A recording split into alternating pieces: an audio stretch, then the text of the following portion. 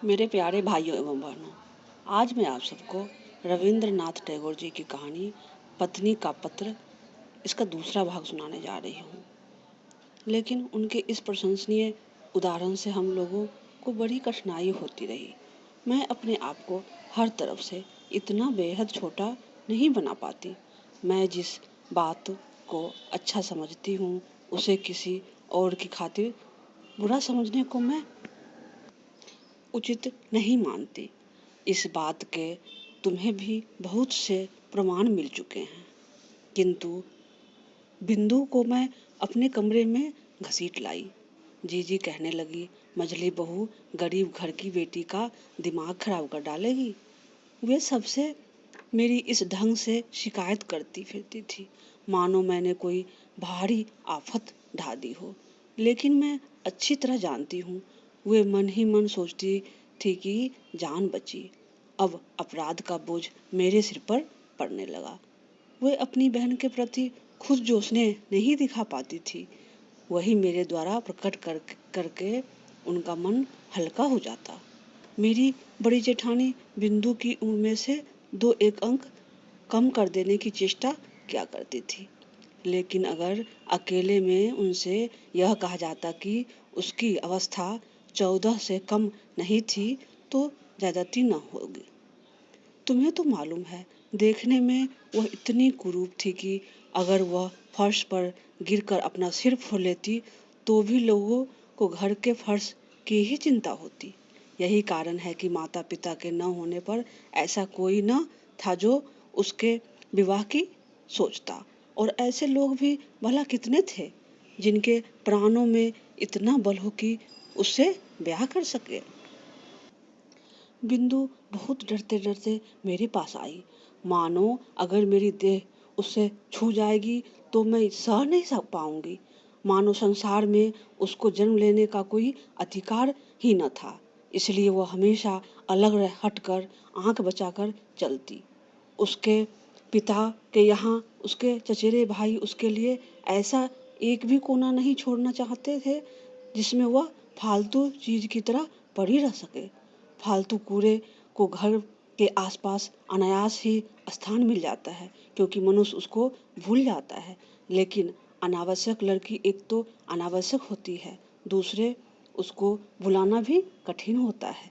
इसलिए उसके लिए पूरे घर भी जगह नहीं होती। फिर भी यह कैसे कहा जा सकता है कि उसके चचेरे भाई ही संसार में परमावश्यक पदार्थ थे। जो हो वे लोग थे खूब। यही कारण है कि जब मैं बिंदु को अपने कमरे में बुला लाई तो उसकी छाती धक धक करने लग गई। उसका डर देखकर मुझे बड़ा दुख हुआ। मेरे कमरे में उसके लिए थोड़ी सी जगह है, यह बात मैंने बड़े प्यार से उसे समझाई। लेकिन मेरा ही कमरा तो था नहीं, इसलिए मेरा काम आसान नहीं हुआ। मेरे पास 2-4 दिन रहने पर ही उसके शरीर में न जाने लाल लाल क्या निकल आया। शायद अमहौरी रही होगी या ऐसा ही कुछ होगा। तुमने कहा शीतला क्यों न हो, वह बिंदु थी ना, तुम्हारे मोहल्ले के एक अनाड़ी डॉक्टर ने आकर बताया। 2-1 दिन और देखे बिना ठीक से कुछ नहीं कहा जा सकता। लेकिन 2-1 दिन तक धीरज किसको होता है। बिंदु तो अपनी बीमारी की लज्जा से ही मरी जा रही थी। मैंने कहा, शीतला है तो हो, मैं उसे अपने जच्चा घर में ले जाऊंगी और किसी को कुछ करने की जरूरत नहीं।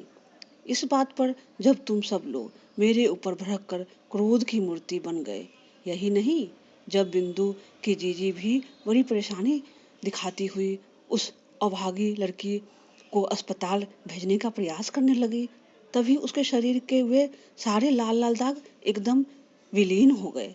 मैंने देखा कि इस बात से तुम लोग और भी व्यग्र हो उठे। कहने लगे, अब तो वाकई शीतला बैठ गई है।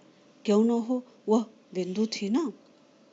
अनादर के पालन पोषण में एक बड़ा गुण है, शरीर को वह एकदम अजर अमर कर देता है। बीमारी आने का नाम नहीं लेती।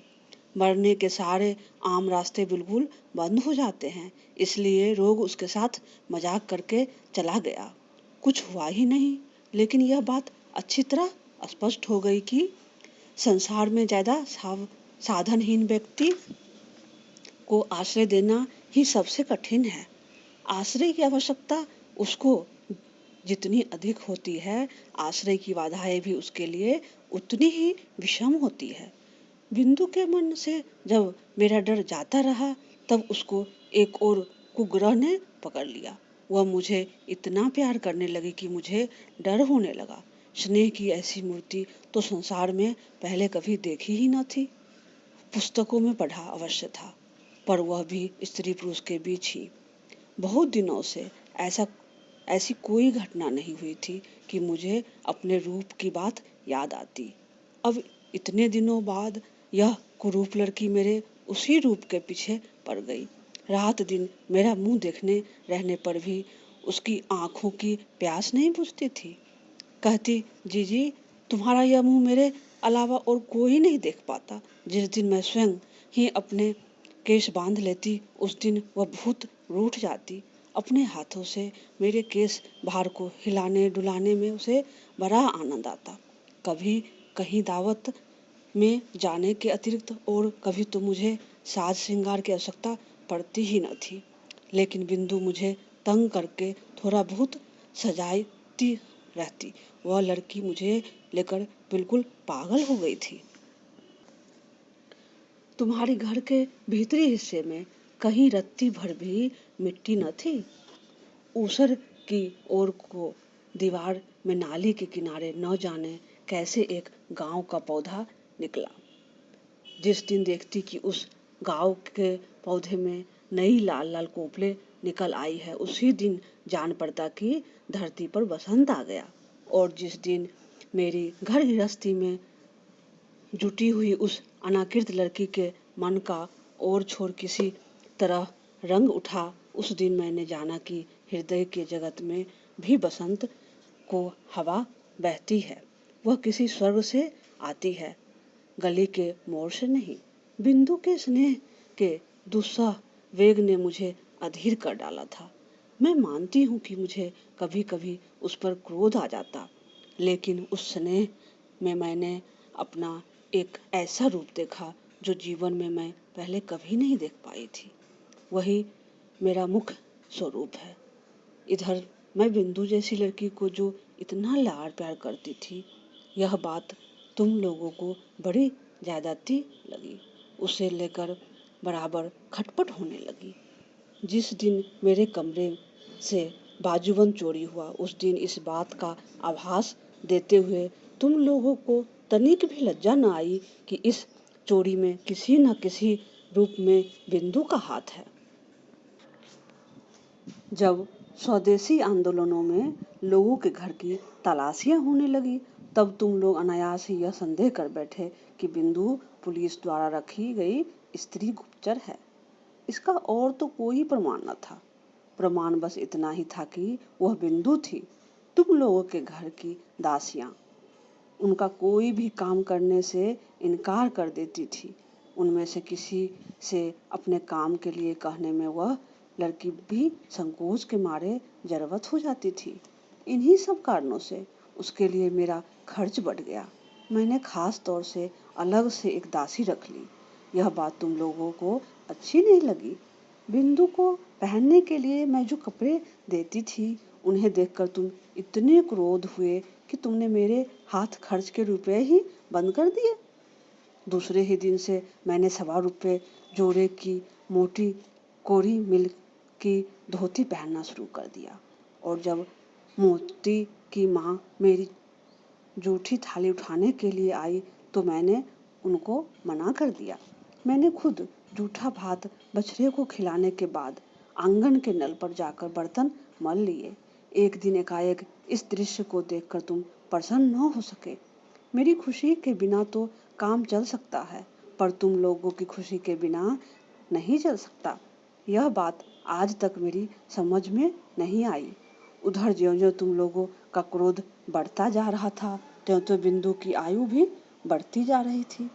इस स्वाभाविक बात पर तुम लोग अस्वाभाविक ढंग से परेशान हो उठे थे। एक बात याद करके मुझे आश्चर्य होता रहा कि तुम लोगों ने बिंदु को जबरदस्ती अपने घर से विदा क्यों नहीं कर दिया। मैं अच्छी तरह समझती हूँ कि तुम लोग मन ही मन मुझसे डरते थे।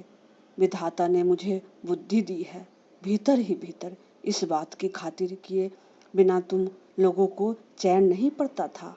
अंत में अपनी शक्ति से बिंदु को विदा करने में असमर्थ होकर तुम लोगों ने प्रजापति देवता की शरण ली। बिंदु का वर ठीक हुआ।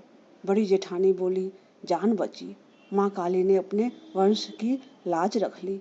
वर कैसा था मैं नहीं जानती, तुम लोगों से सुना था कि सब बातों में अच्छा है। बिंदु मेरे पैरों से लिपटकर रोने लगी, बोली, जीजी मेरा ब्याह क्यों कर रही हो। मैंने उसको समझाते बुझाते कहा, बिंदु डर मत, मैंने सुना है तेरा वर अच्छा है। बिंदु बोली, अगर वर अच्छा है तो मुझ में भला ऐसा क्या है जो उसे पसंद आ सके। लेकिन वर पक्ष वालों ने तो बिंदु को देखने के लिए आने का नाम भी न लिया। बड़ी जीजी इससे बड़ी निश्चिंत हो गई, लेकिन बिंदु रात दिन रोती रहती, चुप होने का नाम ही नहीं लेती। उसको क्या कष्ट है यह मैं जानती थी। बिंदु के लिए मैंने घर में बहुत बार झगड़ा किया था, लेकिन उसका ब्याह रुक जाए यह बात कहने का साहस नहीं होता था। कहती भी किस बल पर। मैं अगर मर जाती तो उसकी क्या दशा होती। एक तो लड़की जिस पर काली जिसके यहाँ जा रही है वहाँ उसकी क्या दशा होगी। इन बातों की चिंता न करना ही अच्छा था। सोचती तो प्राण कांप उठते। बिंदु ने कहा, जीजी ब्याह के अभी 5 दिन और हैं, इस बीच क्या मुझे मौत नहीं आएगी। मैंने उसको खूब धमकाया, लेकिन अंतर्यामी जानते हैं कि अगर किसी स्वाभाविक ढंग से बिंदु की मृत्यु हो जाती तो मुझे चैन मिलता। ब्याह के एक दिन पहले बिंदु ने अपनी जीजी के पास जाकर कहा, जीजी मैं तुम लोगों की गौशाला में पड़ी रहूंगी, जो कहोगी वही करूंगी। मैं तुम्हारे पैरों पड़ती हूँ, मुझे इस तरह मत धकेलो। कुछ दिनों से जीजी की आंखों से चोरी चोरी आंसू झर रहे थे। उस दिन भी झरने लगे, लेकिन सिर्फ हृदय ही तो नहीं होता, शास्त्र भी तो हैं। उन्होंने कहा, बिंदु जानती नहीं, स्त्री की गति मुक्ति सब कुछ पति ही है। भाग्य में अगर दुख लिखा है तो उसे कोई नहीं मिटा सकता। असली बात तो यह थी कि कहीं कोई रास्ता ही न था। बिंदु को ब्याह तो करना ही पड़ेगा, फिर जो हो सो हो। मैं चाहती थी कि विवाह हमारे ही घर से हो, लेकिन तुम लोग कह बैठे वर के ही घर में हो, उसके उनके कुल की यही रीति है। मैं समझ गई, बिंदु के ब्याह में अगर तुम लोगों को खर्च करना पड़ा तो तुम्हारे गृह देवता उसे किसी भी भांति नहीं सह सकेंगे, इसलिए चुप रह जाना पड़ा। लेकिन एक बात तुम में से कोई नहीं जानता। जीजी को बताना चाहती थी, पर फिर बताई नहीं, नहीं तो वे डर से मर जाती। मैंने अपने थोड़े बहुत गहने लेकर चुपचाप बिंदु का श्रृंगार कर दिया था। सोचा था जीजी की नज़र में तो जरूर ही पड़ जाएगा, लेकिन उन्होंने जैसे देखकर भी नहीं देखा। दुहाई है धर्म की, इसके लिए तुम उन्हें क्षमा कर देना। जाते समय बिंदु मुझसे लिपट कर बोली, जीजी तो क्या तुम लोगों ने मुझे एकदम त्याग दिया। मैंने कहा, नहीं बिंदु, तुम चाहे जैसी हालत में रहो, प्राण रहते मैं तुम्हें नहीं त्याग सकती। 3 दिन बीते। तुम्हारे ताल्लुके के आसामियों ने तुम्हें खाने के लिए जो भेड़ा दिया था उसे मैंने तुम्हारे जठराग्नि से बचाकर नीचे वाली कोयले की कोठरी के एक कोने में बांध दिया था। सवेरे उठते ही मैं खुद जाकर उसको दाना खिला आती।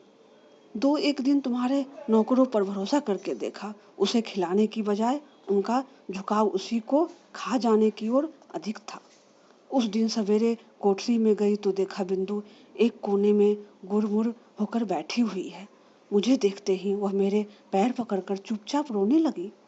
बिंदु का पति पागल था।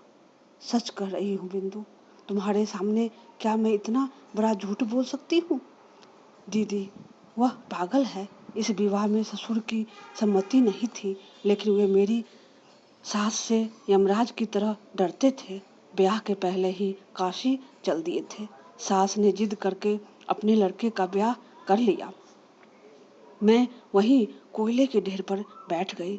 स्त्री पर स्त्री की दया नहीं आती। कहती है कोई लड़की थोड़ी ही है, लड़का पागल है तो पुरुष। देखने में बिंदु का पति पागल नहीं लगता, लेकिन कभी कभी उसे ऐसा उन्माद चढ़ता कि उसे कमरे में ताला बंद करके रखना पड़ता। ब्याह की रात वह ठीक था, लेकिन रात में जगते रहने के कारण और इसी तरह के और झंझटों के कारण दूसरे दिन से उसका दिमाग बिल्कुल खराब हो गया। बिंदु दोपहर को पीतल की थाली में भात खाने बैठी थी। अचानक उसके पति ने भात समेत थाली उठाकर आंगन में फेंक दी। न जाने क्यों अचानक उसको लगा मानो बिंदु रानी रासमणी हो। आगे की कहानी सुनने के लिए आप सबको अगले भाग का इंतजार करना पड़ेगा। कहानी सुनने के लिए बहुत बहुत धन्यवाद।